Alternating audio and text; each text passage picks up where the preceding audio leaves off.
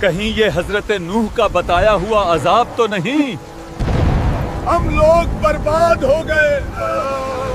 اللہ نے حضرت آدم اور حضرت ادریس علیہ السلام کے بعد دنیا میں ایک قوم کو آباد فرمایا جن کو زمین کا بہترین حصہ عطا کیا گیا تھا۔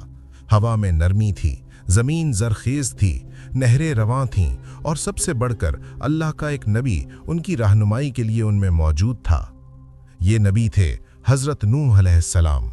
لیکن ذرا غور کرو، چند سال نہیں، چند دہائیاں نہیں، بلکہ پورے 950 سال ایک ہی نبی، ایک ہی پیغام اور ایک ہی قوم، اور پیغام بھی صرف ایک، اللہ کی وحدانیت اور اطاعت۔ نوح علیہ السلام فرماتے، اس ایک اللہ کی عبادت کرو ورنہ انجام بہت بھیانک ہوگا، اس کی پکڑ بہت سخت ہے۔ مگر جواب میں قوم کی طرف سے انہیں تمسخر ملا، طنز و مزاح اور سخت مخالفت ملی۔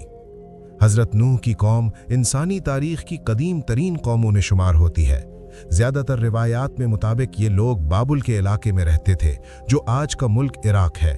یہ قوم جسمانی طور پر مضبوط، وسائل سے مالا مال اور دنیاوی لحاظ سے بہت خوشحال تھی، لیکن ایک کمی تھی، دلوں میں نعمتوں کا شکر نہیں تھا، اور وقت کے ساتھ ان کے اندر ایک نیا رجحان پیدا ہوا، اور وہ تھا شرک۔ جب ان میں کوئی بزرگ نیک آدمی فوت ہو جاتا تو یہ لوگ اس کی یاد رکھنے کے لیے اس کی نشانی یعنی اس کی تصویر بنا لیتے۔ یہ نشانیاں پہلے صرف یاد دہانی تھیں، پھر احترام کی علامت بنی، اور آہستہ آہستہ عبادت کا ذریعہ بن گئیں۔ یوں اللہ کے ساتھ دوسروں کو شریک کیا جانے لگا۔ لوگ ان سے دعائیں مانگنے لگے، مدد چاہنے لگے، اور امیدیں باندھنے لگے ان چیزوں سے جو خود بے بس تھیں۔ اللہ کی وحدانیت ان کی زندگی سے غائب ہوتی چلی گئی۔ وقت کے ساتھ یہ قوم اپنی طاقت پر بہت غرور کرنے لگی۔ ہر شخص یہی سمجھتا تھا کہ وہ دوسروں سے بہتر ہے۔ بعض روایات میں غیر معمولی طاقت کے حامل افراد کے قصے بھی بیان ہوتے ہیں، جن میں ایک بہت طاقتور انسان اوج بن انک تھا۔ روایات کے مطابق یہ اتنا لمبا اور طاقتور تھا کہ پاؤں مار کر پہاڑ کو ہلا دیتا، اور ہاتھ ڈال کر سمندر سے مچھلی پکڑ لیتا، اور اپنے ہاتھ کو سورج کی طرف کر کے اس مچھلی کو سورج کی گرمی سے پکا لیتا۔ یہ وہ انسان تھا جو طوفان نوح میں بھی نہیں ڈوبا اور حضرت موسیٰ کے دور تک زندہ رہا۔ حضرت موسیٰ نے اللہ کے حکم سے اسے قتل کر دیا تھا۔ یہ انسان اوج بن انک دراصل قوم کے غرور کی علامت تھا، اور پوری قوم اس کی اطاعت کرتی تھی۔ جب ہر طرف نافرمانی کا بازار گرم تھا، لوگ اپنے حقیقی معبود کو بھول چکے تھے، اسی ماحول میں اللہ نے حضرت نوح علیہ السلام کو منتخب فرمایا۔ نہ وہ بادشاہ تھے، نہ کسی قبیلے کے سردار، بلکہ ایک عام انسان جسے غیر معمولی صبر عطا کیا گیا تھا۔ قرآن بتاتا ہے کہ نوح نے اپنی قوم کو کھلے لفظوں میں خبردار کیا۔ انہوں نے کہا، میں واضح طور پر تم کو اللہ کا پیغام پہنچانے آیا ہوں تاکہ تم لوگ گمراہی سے بچ جاؤ اور ہدایت اختیار کرو۔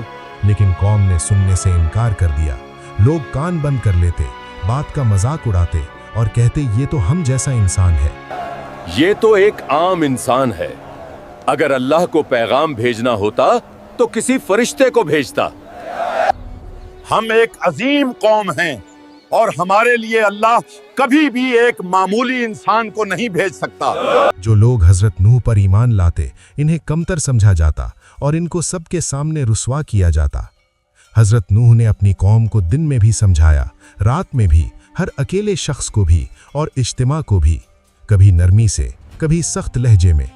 انہوں نے وعدہ دلایا، اگر تم رجوع کرو گے اور اللہ کو ایک مانو گے تو اللہ تمہیں مزید نعمتیں عطا فرمائے گا، بارشیں برسائے گا، اولاد اور مال میں اضافہ کرے گا۔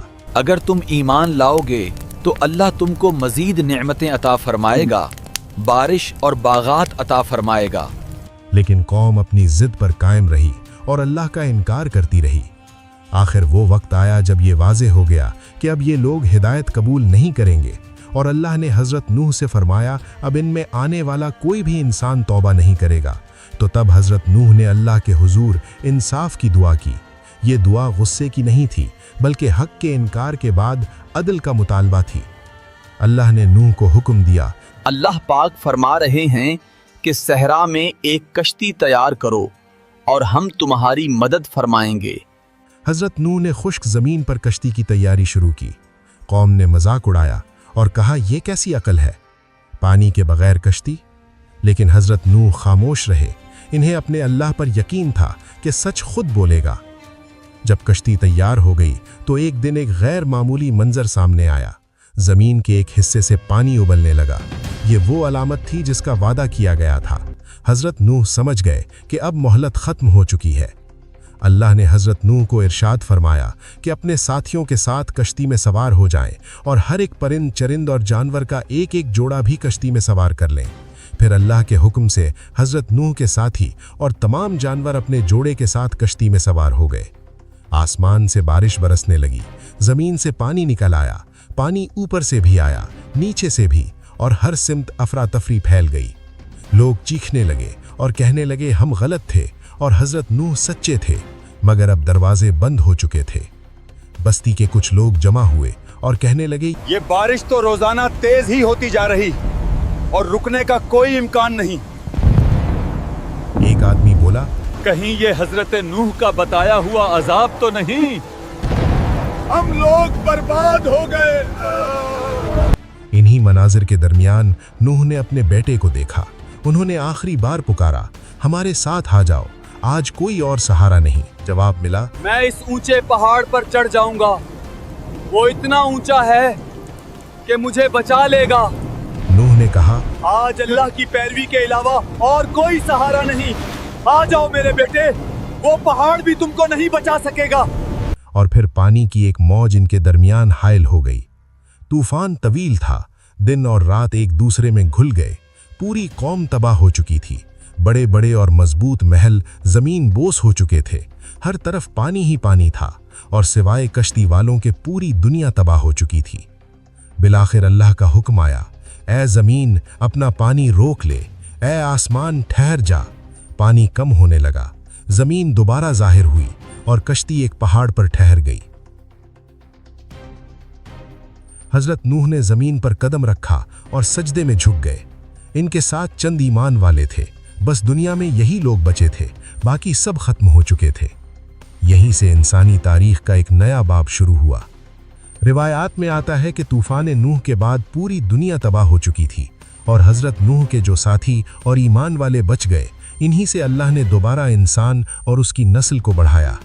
हजरत नूह अलैहिस्सलाम का मशहूर लक़ब आदम सानी है, क्योंकि हजरत नूह अलैहिस्सलाम की कश्ती में सवार सिर्फ चंद अफराद के अलावा दुनिया से सब लोग खत्म हो गए थे और आज के तमाम इंसान हजरत नूह अलैहिस्सलाम की नस्ल से हैं। इसीलिए इन्हें दूसरा आदम कहा जाता है।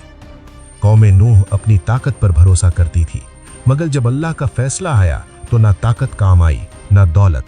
आज भी इंसान के लिए नजात की कश्ती वही है, अल्लाह पर ईमान, रुजू और सीधा रास्ता। अब फैसला हमें करना है। ये दास्तान किसी एक ज़माने की नहीं, ये इंसान की उस रविश की कहानी है जो बार बार दोहराई जाती है।